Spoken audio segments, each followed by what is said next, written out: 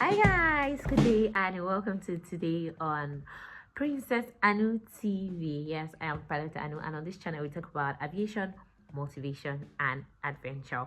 There are some few things I'd like to talk about today. In fact, I have a list of them, so I'm going to go about them. I think I have 1, 2, 3, 4, 5 subtopics today. But just in case you just stumbled on this channel and you have not seen me before, I know you love aviation, so please subscribe.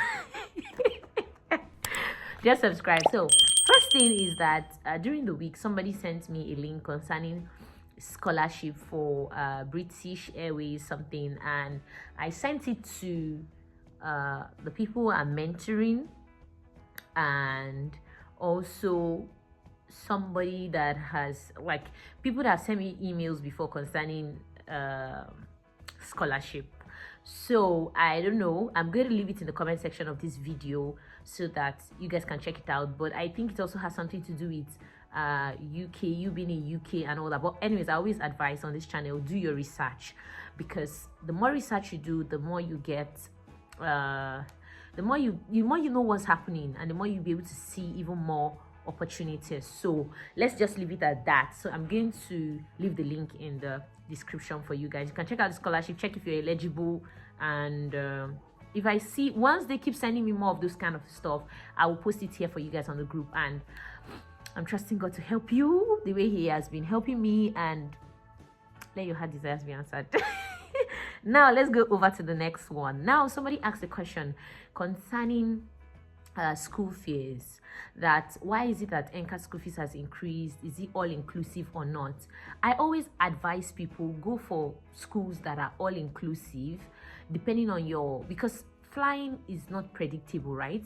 So sometimes you might have to repeat some exercises in order to, because you have to know it, you have to get it right in order for you to move to the next level. So in cases like that, I'm going to say you should try as much as possible to look for flight schools that have accommodation inclusive, accommodation, feeding inclusive, and everything you're doing in the course inclusive. But I know outside the country you don't really have these options, because they will say go rent a house for yourself or anything, and they may also even tell you that you pay as you fly. So you can look for schools that do pay as you fly, depending on your schedule. Maybe you are working and you want to just be working and paying, or you can go to a school that does not do pay as you fly. Everything, it depends on you, but look for what best suits you. But for the case of NCAT and having the 23 million plus and the rest of them, you guys know the figure. It's all inclusive. That's, they have the accommodation and the feeding now included. I think before, in their former brochure, they did not have accommodation and feeding included, so they splitted it. I think it was 12 million, then they put a calculation for accommodation and feeding, which was about it was around, if you do the calculation, everything will still come back to the 23 million, right, for the 2 years. So I think this time around they just decided that they want to put everything together and make it the 23,200,000. Well, you could check that. I don't know whether it also includes flight kits, because flight kit has always been another thing. So you could check whether it includes flight kit. Now, the next thing I want to talk about is, someone also asked something concerning should they do university before flight school. I know I've talked about these things severally on the channel, but something I want to add to the things I've already said in time past concerning university and flight school is that you need to know where you are, like what situation are you currently. Do your parents have the money to take you now to flight school? If they have the money to take you now to flight school, what are you waiting for? Go straight to flight school. When you're done with flight school, you can do your university, or you can even find a flight school in an area that has a university, and you apply for the both of them. And you, if you know you have the grace and capacity, and you've trusted God, and God is saying you should go ahead, trust me, you have the strength. You'll be able to maneuver the two of them.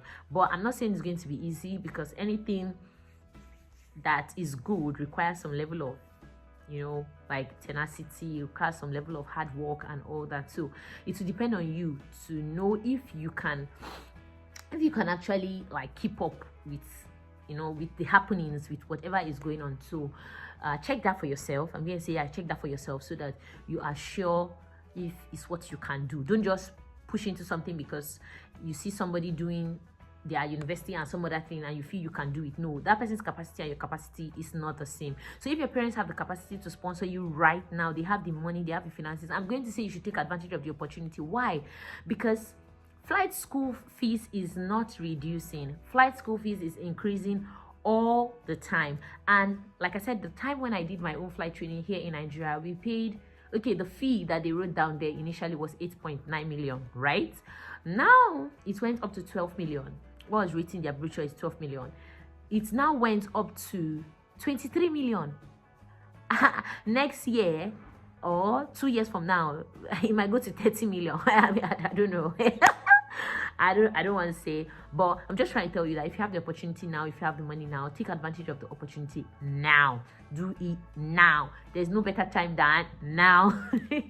So you can do that. But if you feel that you guys are still working on the plan, working on the money, working on everything, go to university. During your 4 years or 5-year course, you should have sorted it out yourself. You should have known whether you want to school in Nigeria or you want to school outside Nigeria. You would have been able to, anyways, put all the things like together. Next thing on my list here is I need you to have a plan. So now this one, it's a bit different. Now, I don't want it to be that when you're supposed to be preparing for exam, you are reading what they are going to teach you in flight school. Wrong. You need to have a focus. Your focus now is to get into flight school, right? So if you want to get into flight school, you need to be able to do everything it takes to get into flight school. So what are the things it takes? You need to buy a form. You need to decide that you need to write the flight school exams. You need to decide what are the materials needed. You need to decide what kind of questions are they going to ask. You need to decide what's the location for the exam. How are you going to travel to get there? Those are the things that should occupy your mind now. You are not supposed to be flying simulator now. Or well, flying simulator should be part of it, because even during the evaluation exams, you're still going to fly simulator. So it could be part of it, but don't allow it to be the bulk of your knowledge, because they don't expect that you know how to fly, right? So even when you come to fly simulator, they are only looking at how you can adapt when a lot of things are coming up, or how you can listen to the instruction of the instructor, or how you can coordinate yourself, like all those things. They're not really looking at, they know you don't have the skill yet, you get, but they're looking at your attitude, because in flying we have knowledge, skill, and attitude. They call it the KSA. So it's for you to decide, like they need to see some traits like in you for them to be able to give you a mark and say this person will be a good flying student. So don't expect that they felt okay, you should have known how to fly a long time before you came into flying school, and so you should have, no. So what I'm trying to say in this aspect of preparation is that don't go too much into things that are not necessary now. If you want to get into flight school, start doing what it will take you to get to flight school. Read work, past questions, and current affairs. Now they've added current affairs, right? Read current affairs, know about the school, know about happenings, who is the president in Nigeria, who is the governor of Kaduna State, who is the DG of NCAT, who is the rector of the school, who, you know, those kind of stuff. Like, know those things to get yourself prepared for the exam. Don't go reading meteorology in depth, because after the exam you're going to still sit down in a class to do. So when you're confident in that aspect, then you can now go to touch a little of what you think they are going to be teaching you in flight school. So that one will just help you to understand when you go for the day 2 of the exam, so that you can actually like flow right now. The next thing, like I said, that's preparation. Next thing is for you to pass the exam. For you to pass the exam, what do you have to do? You have to get there early. You have to listen to instructions. If they say fill, if they put mark only X should be it. If they say make a good sign, that should be it. Like, follow instructions to the T. Don't get there late. Don't do oversabi. That's not a technical term. That's not a right word to use, but I know that you guys understand. Like, don't do I know it all. Keep everything you've learned. When they are giving instructions at that time, follow the instructions they are giving you and push for where you want, because you need to pass the exam. And I always say it on this channel, we do our best to get where we want to get to. So you have to pass. If you're on this channel, you must pass. I'm always very, very serious when I'm talking about things like this, because why don't you want to pass? Why do you want to waste your energy to buy a form, to travel to Zaria to write an exam, or to travel to whichever country to write an exam, and you don't pass? Like why? Okay, let's go into the next one. The next one is for you to start reading fast, right? You know you're prepared for that one. You know you've gone to write the exam. Now you're waiting for you to be called, right? Yes, before I even forget, I didn't write this among my checklist, but something I want you to also note is for you to stay healthy. You know you're going to have a medical exam. You don't want to be sick in any part of your body when you come for the medical exam, because you're going to be doing ECG, you're going to be doing ear tests, you're going to be doing blood tests, you're going to be doing some tests. So you need to be fit. So what do you have to do? Take your time, rest. In fact, once you see a message saying that you're going to be called for an exam, in the next 1 week or 2 weeks, take your time, eat healthy. In fact, there's something I normally do when I'm going for medicals. I drink a lot of water, because you know sometimes when you're stressed, things that are supposed to go well they just want to go their way. So you don't want to be stressed. You don't want to. Short along of the story, take care of yourself. Let's not overflog that issue.